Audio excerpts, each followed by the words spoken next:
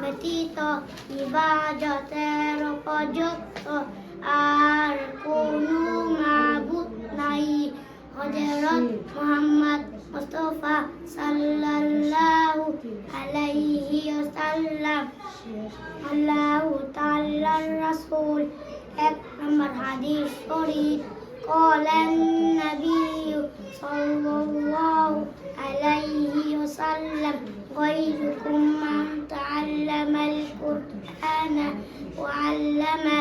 হাদিস শরীফের অর্থ, তোমাদের মধ্যে সর্বোত্তম ওই ব্যক্তি যিনি কোরআন শিক্ষা করেন এমন শিক্ষা দেন।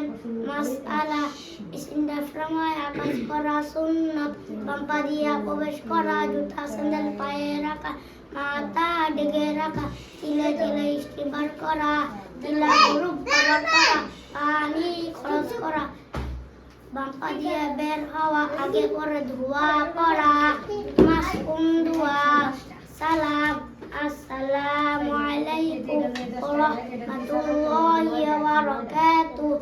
সালামের উত্তর ওয়া আলাইকুমুস সালাম ওয়া রাহমাতুল্লাহি ওয়া বারাকাতুহু।